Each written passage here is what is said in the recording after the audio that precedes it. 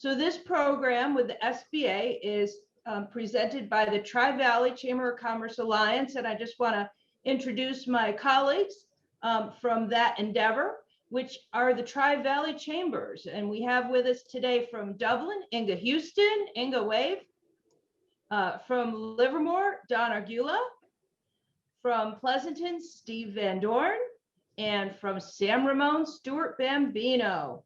And I do want to do a special thank you today to Maria Cooper from Above and Beyond Productions, who is our Zoom facilitator. Just to start with a few housekeeping tips, everyone will be on mute throughout the program, but if you have a question, raise your hand and I'll call at you at the end. And now it's my pleasure to introduce Darlene Drepkin of the Small Business Association. She is the Outreach and Marketing Specialist at U.S. Small Business Administration and a principal at the was a principal at Urban Transformation, as well as a member of the California Downtown Association. And previous to this position, you might remember her because she worked at the U.S. Census Bureau, building partnerships and doing outreach. So Darlene, please take it away. Thank you so much, Judy, and all of you for inviting me this afternoon to be with you and talk about the latest that's going on with the SBA and the COVID relief programs. The only change I'm going to make is I'm probably going to go ahead and take questions after each one of the. I'll try to not wait till the very end for questions because I know there's some burning questions that are going to come up. So I want to make sure that I address them right away as they occur. And I think it's a small enough group, but maybe if they put them over in the chat, I'll check in with you, Judy, to see if there's any questions. And Sure. You can let me know if there's any so that we can take a pause and address folks' questions, okay? All right, perfect. Okay, let's get started. Oops, and let me see how I'm going to get this thing to move to the next. Oh, there we go. Okay, so this afternoon we're going to talk about SBA resources, mainly what still exists with the COVID-19, SBA COVID-19 resources that have been available since the beginning of the pandemic. And I'm going to also talk a little bit about the PPP forgiveness plan, how that is unfolding, so that all of you can get a little bit of an update on what is occurring with that. Next. Okay, so the COVID relief programs, forgiveness, and then resource and connections for all of you to make sure you stay connected and are getting timely answers to questions that you have about the relief tools. Because even though in theory the pandemic is over, there is still a lot of need out there, and there is still a lot of resources that are needed to help our small businesses be able to prosper and to get through the end of this year and into the next year. So what are the COVID relief programs that have existed? PPP is probably the one that folks have known, that was to pay for people's payroll to help out with the program. That closed as of 5/31/21. There are no more loans being processed. We're tying up a few loose ends. There's been some borrowers that are still trying to work through the very last final papers with their loans, but for all intents and purposes, that program has ended, and there is no intention of bringing there was a first and a second PPP draw. There is no intention of a third PPP loan occurring program. Now, EIDL is still alive and doing well, and applications are being accepted until the end of the year, and there are still a lot of funds available in that program. I will let you know that that program right now, there are a lot of applications stuck right now in the EIDL program, because I'm getting probably the majority. I field also all of the inquiries that come in from borrowers, and that seems to be a lot of the questions coming in right now is about an update on where their EIDL loan is at the moment. Then there is also targeted EIDL, which I will explain, which is something that is a grant that you can apply for if you apply for EIDL. And then I'll talk a little bit about supplemental targeted EIDL that the eligible business can receive up to $5,000. But again, they would need to apply for EIDL. I'm going to be talking about more of these in depth. I'm just letting you know what are the programs that exist right now. The Shuttered Venue Operators Grant, which were for folks venues that entertain live audiences. That is still open, although that program is expected to close any day now. The RRF, the Restaurant Revitalization Fund, which I believe I presented with all of you about a month or two ago, that program is now closed.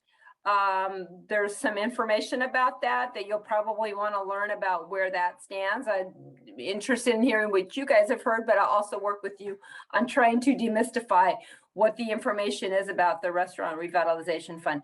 The debt relief program, which is pretty much that helps support a lot of the traditional SBA tool products, such as 7A and 504 loans. There has been debt relief where we have not been taking payments for it. We've been like stalling payments from borrowers to give them a chance to kind of catch up. So that is going to end on September 30th. We'll start once again asking for repayment of those loans. And then the Community Navigator program, that is a program that is being extended to organizations that do a lot of the support for the borrowers, like SBDCs, like the Renaissance Center, some of the nonprofits that help with small business.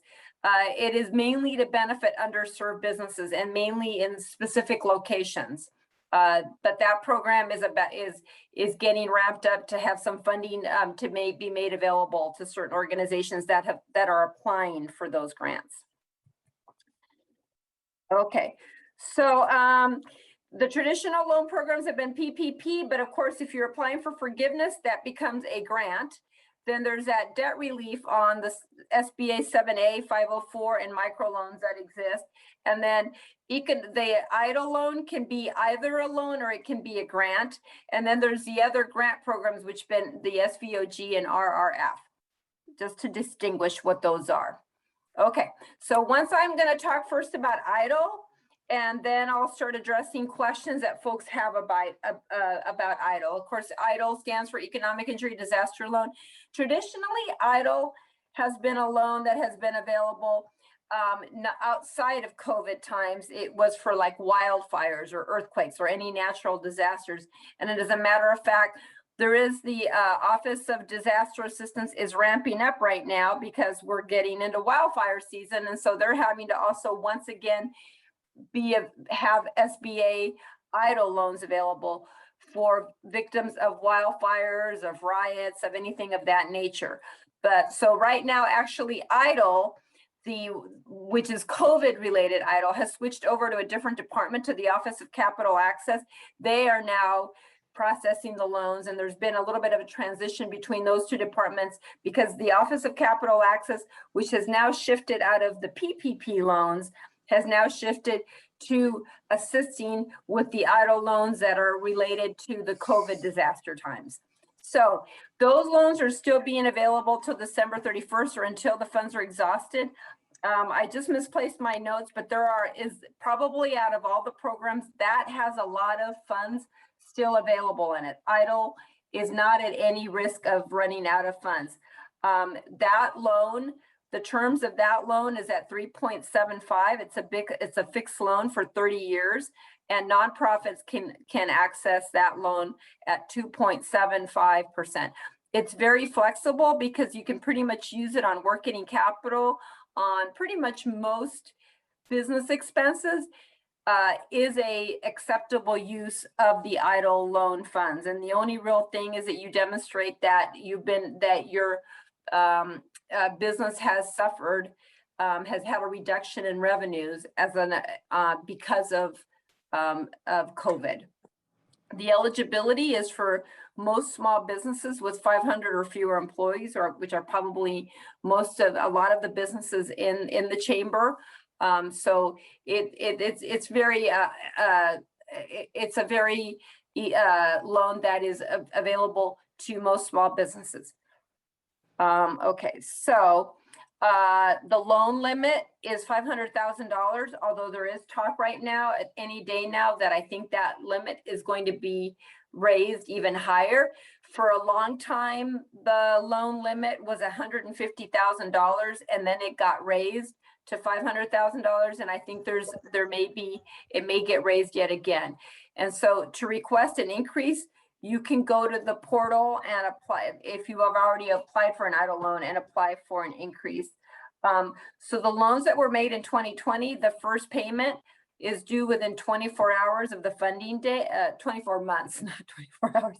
And then loans made in 2021 within 18 months. Although I think that now the first payments are due in 2022. So right now, anybody who's gotten an EIDL loan, they don't need to start repaying it till 2022.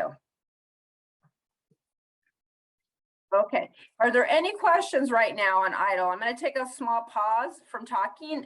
Do we see any questions on EIDL, Maria or Judy? Yes, I have 3 questions thus far. Two are relevant to SBA and the other one I can answer. So the first question is from Stuart Bambino.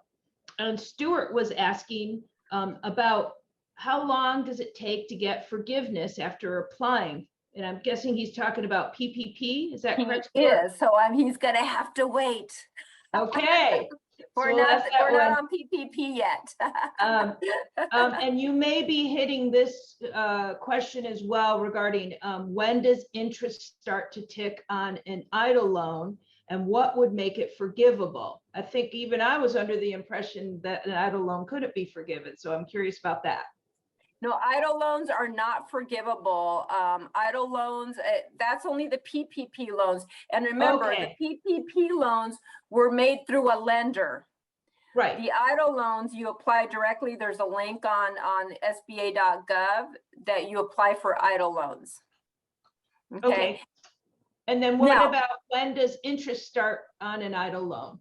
It starts right away, but you don't have to start repaying it till 2022. Okay. Thank you for that. And then the last question was from Mr. Patel, who asked, is the program for businesses who aren't getting their rent revenue still available for those who do not pay rent or lease rent? And the answer to that is a California program, not an SBA program. But if you would like to reach out to me after that, there are some seminars coming up, particularly through Hoag Fenton, on the rent moratorium and how to access that funding. So feel free to reach out after the program. Thank you, Judy. That's great to share that, because sometimes I can't, it's hard to keep track of all of the numerous programs that are available. So yes. Now, where it can get confusing with EIDL is it's not a forgivable loan, but there was an EIDL advance back in 2020 where some businesses were eligible out of the loan that they got through EIDL. 5,000 of it became a grant. And right now, same thing is occurring in 2021, where when you apply for an EIDL loan, $15,000 could end up becoming grant funding to certain eligible businesses. So let's talk about when that happens. In order to qualify for targeted advance, so you have to first apply for EIDL. Even if you're not interested in the EIDL loan, you have to apply for EIDL.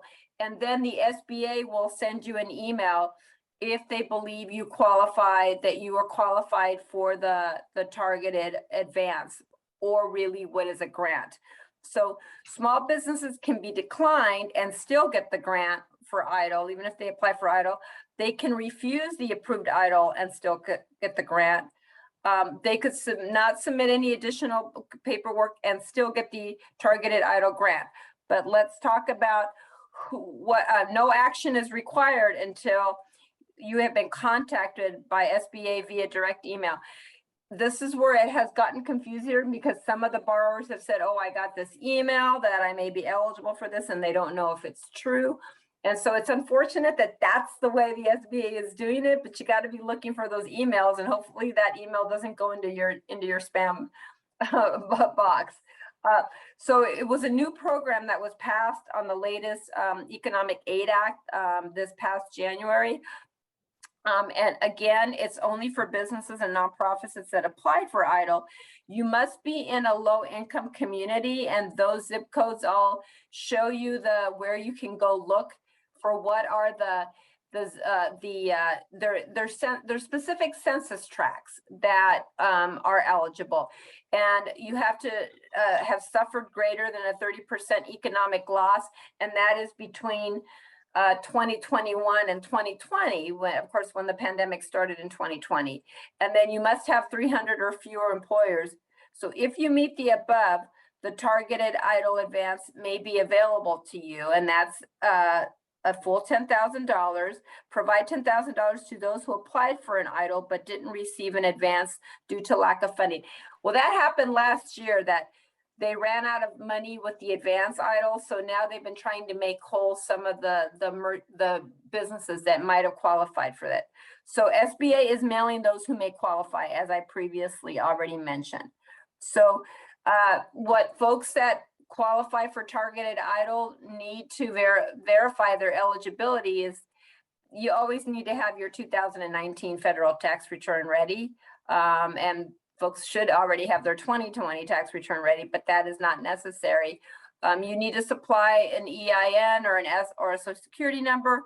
This is where the monthly gross receipts, so they can do a comparison, confirmation that you did apply for EIDL.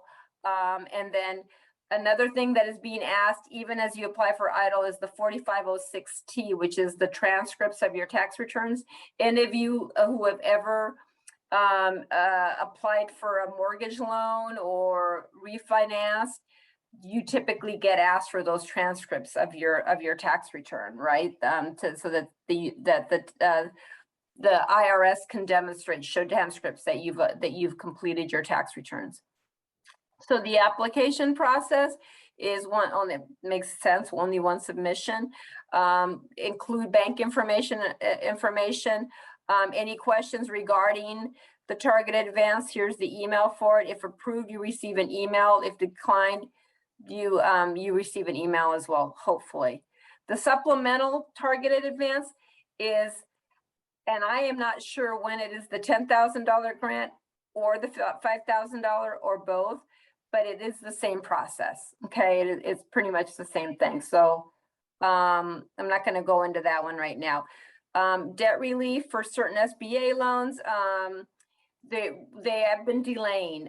So you can look on, if any of you have a 7A or a 504 loan, you go to the portal to look at your loan, and you can there see about being able to delay the payments, postpone payments on your loan. Are there any questions at this point I should address, or should I move on to the next topic? I believe so. Steve from Pleasanton had a question that you answered. Thank you very much. And we have the same two questions about PPP and when to apply for a forgiveness. So I know you haven't gotten there yet. So we'll wait. So let's move into PPP. Okay. So the PPP ended on May 31st. Existing borrowers may be eligible for forgiveness. It was a very well-received program. It provided over $798 billion in economic relief. It provided over 8.5 small businesses with a lifeline that they needed. And SBA is proud that 96% of those PPP loans went to small businesses with fewer than 20 employees. The update is that the updated simplified forgiveness form to include PPP loans of up to $150,000. If your PPP loan is under $150,000, I'll show you in a second the form. It's a one-page form that you do online. It's quite easy. You have to submit it through the lender.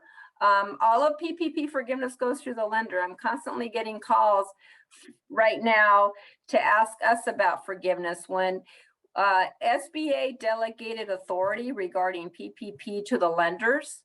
So it is the lender that is processing the PPP forgiveness. Okay, so borrower has 10 months from the time the funds were exhausted to apply for forgiveness. I think that was one of the questions being asked, right, Judy? Yes. Okay. The interest rate is if and when a portion of your loan is not forgiven, it's a 1% fixed interest rate. non-compounding, non-adjustable on portions that are not forgiven. There are no prepayment fees. Once payments begin, once the borrower knows how much has been forgiven, if borrowers do not apply for forgiveness, payments start 10 months. We just mentioned that.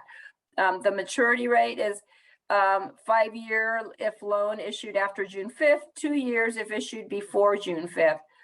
Borrowers can ask their lender to extend to 5 years. That is being easily accommodated to extend the maturity of the loan to 5 years. Okay, this is good to know that EIDL advancers are no longer deducted from the PPP loan forgiveness amount. That expenses that were paid with PPP loans are federally tax deductible. Of course, work with the IRS or with your accountant on that. We're going to talk about the simplified forgiveness application form for PPP loans that are $150,000 and under. And forgiven PPP loans are not federally taxable income. Okay, so the terms of forgiveness, the first and second PPP loans made to eligible borrowers qualify for full loan if during the 8 to 24 week covered period, the following loan disbursement. So employment and compensation levels are maintained. The loans are spent on payroll costs and other eligible expenses. And then at least 60% of the proceeds are spent on payroll costs. So the other 40% can be on other expenses, but at least 60% of the proceeds have to be spent on payroll costs, including your own salary. When to apply for loan forgiveness? A borrower can apply for forgiveness once all the loan proceeds for which the borrower is requesting forgiveness has been used. If borrowers do not apply for forgiveness within 10 days of the last day of the covered period, then PPP loans are no longer deferred and the borrowers will begin making loan payments to their PPP lender. Okay. Contact your PPP lender, although I've been hearing sometimes that folks are unable to contact their PPP lender, and that's been a challenge to be sure. To complete the correct form, your lender can provide you with either the SBA Form 3508. All of these are the different forms. You can go to the SBA website and find these applications as well. And one of the challenges is that every lender has a slightly different way of processing the forgiveness. That's been a challenge. So the forms that are more likely to be used if the loan is under $150,000 are the shortened version, and it's the 3508S, which is the one that really is the one that's being used for smaller loans. Your lender can provide you further guidance on how to submit the application, and I hope they are because we've been getting some pushback on that. I do want to let you know that there has been talk, and we're still waiting and this is not official yet, of the SBA looking for a way to allow for direct forgiveness and to not have to go through the lender. But that is still being contemplated, and I had hoped by today I would have news on it, and I don't. So for right now, borrowers still need to go through their lender to ask for forgiveness. So how to compile your documentation? I think this should be fairly obvious that you need to do your bank statements or pay third-party payroll service providers providing the amount of cash compensation. You want to have all your ducks in a row, right? You want to have all of your documentation. In some cases, you are asked for it. In other cases, it's just calculations. As long as you have the numbers and you submit them, just make sure you have the documentation to back it up. The tax forms. I can share this part of the presentation if you'd like, so that you know what is the checklist of the documentation. But I think most of you should know what you need to have. Canceled checks, payment receipts to document the payroll, right? That seems kind of evident. What is eligible for borrowers that are individuals with self-employment income who file a Form 1040, Schedule C or F? What amounts are eligible for forgiveness? Payroll costs, including salaries, wages, and tips, up to $100,000 of annualized pay per employee. And then as well as covered benefits for employees, but not the owners. Compile your documentation, non-payroll. Again, this could be most expenses that are not payroll. Most business expenses are eligible for this. So you just have to make sure that you have your documentation and that you keep it, and that you say that you keep it available. How to apply? You apply with your PPP lender. Complete your loan forgiveness application and submit to your lender with the required supporting documents and follow up. But sometimes you don't need to provide the documentation. Each lender is different. If SBA undertakes a review of your loan, your lender will notify you of the review and the SBA loan review decision. You have the right to appeal. Now, we've been getting questions because sometimes the borrower is not happy with the lender's decision. And it is really right now up to the lender. And we're still trying to sort that out, because if you're not happy with the lender's decision, we're still sending you back to the lender, and it is the lender that needs to work with you unless it ultimately gets submitted to the SBA. Okay. So you want to submit your forgiveness application to your lender. The lender can hold on to it up to 60 days. Then the lender needs to have uploaded it to SBA. SBA should be responding within 90 days. Now, if the loan is over $2 million, I know that those are getting an additional review. I know that to be true because I've had a few borrowers asking me about that, and I said that is indefinite. Now, PPP forgiveness may be taking more than 150 days. So I don't think I would worry too much if your loan is really is under $2 million and it hasn't happened yet. It doesn't mean that you're not going to get forgiveness. It's just that SBA is overwhelmed and the lenders with the process. So it is taking longer than usual. I don't think that it's a red flag alert if you haven't heard back yet, but you can check in with me and I can look into it if you'd like me to, if some folks are having a little bit of concern.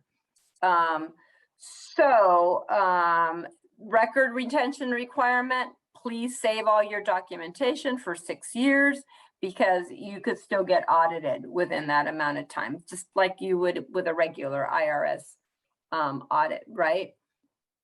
So the forgiveness forms, here they all are, but the 3508S, if it's under $50,000, is the easiest one to know about. Let's see. Okay. We went over 3508OS. This is where folks are appealing their PPP loans, but hopefully I don't have anybody in this group that's needing to appeal yet. So, but there is an appeals process that I can let you know, and hopefully we're not there yet. I can't stress enough, and I'm sure the chamber does stress this, about using your small business development centers there's the Contra Costa SBDC that I think, is it in Concord these days, Judy? And I'm not sure, I think it's in Concord, right? Yes. The SBDC, and SCORE is there, and then there's women business centers that you can work through. To me, the SBDCs are an underutilized resource that are free, and when you find the right advisor, there are some really good ones that can really help you navigate. Especially for startups that maybe join chambers, encourage them to have SBDC be their partners, to work with them and help them out with counseling. And some of the workshops that they offer, they've been in webinar form lately, but they do offer a lot of real good startup webinars and all kinds of workshops that can help folks with marketing, with finance, with accounting, so many topics, right? For the different sorts of businesses people look to get into, consulting or having a restaurant, what have you. So some additional resources that are available are the YouTube channels, just like you have for anything else that you want to figure out how to do on your own. So these are the emails for our office that you can email, or the number to call, but I really suggest that you email, and you can email me directly when in doubt. The only thing I didn't talk about was the Restaurant Revitalization Fund and what's happening with it. Are there any questions, Judy, that we need to address? And then I can talk a little bit more about RRRF. I see no questions at this time. Okay, so I will mention that the Restaurant Revitalization Fund, if it comes up, that has been unfortunate because it never had enough money in there to, in fact, I think at the last workshop I was with you guys, it may have been Stuart who said there's not enough money there to cover everybody who's going to need it, of course. But then what didn't help the situation was that they offered that 21-day priority to disadvantaged businesses that were women owned or minority owned. And that raised a red flag, and the SBA received lawsuits on that. It seems like for example, I've talked about the Community Navigator program or the Targeted EIDL that focuses on specific low-income census tracts. It's okay to make some of these tools available place-based in locations that have low income, but you cannot be selective based on your women's status or your minority status. So there were some restaurants out of Texas that sued and won.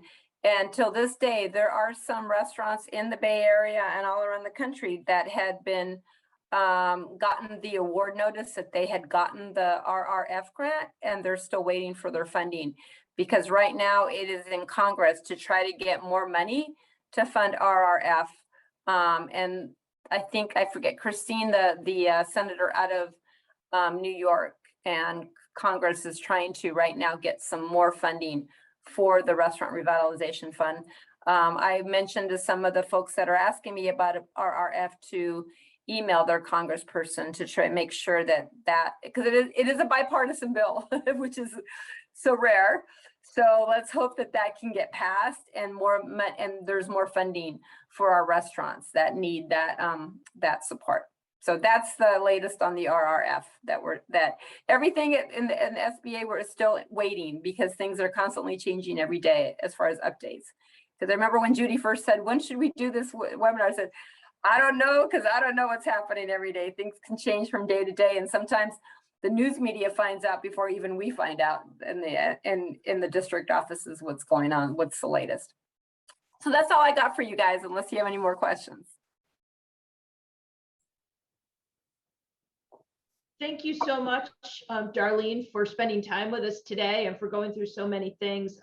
I do have not a question, but a comment from Steve Van Dorn from Pleasanton. So Steve, you had a recommendation for those who file for the ERC credit with the IRS. Go ahead. Yeah, good afternoon. Thank you, Darlene.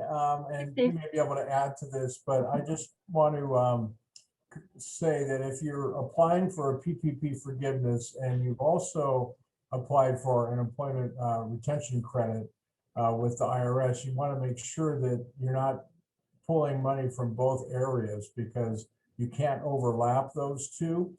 So we had to be very careful for our PPP loan forgiveness to make sure we didn't use the same bucket for both things. So I'm sure most people know that, but just in case they don't.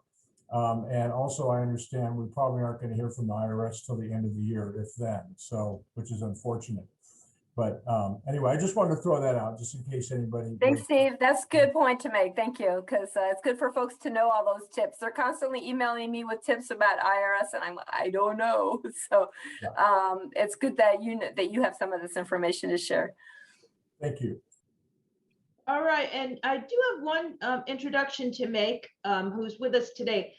Charles Brown III is here from the Contra Costa Workforce Development Board. We're really excited to have him with us. Charles, you want to say a couple words before we sign off here? Hi, Darlene. Great presentation. Thanks, Judy, for allowing me to share. Yes, so for a long time, for decades, the Contra Costa Small Business Development Center was actually in the same office as we were their host for a long time. We're no longer the host now, but we're still partners, and the SBDC still provides updates to our board of directors at the Workforce Development Board of Contra Costa County.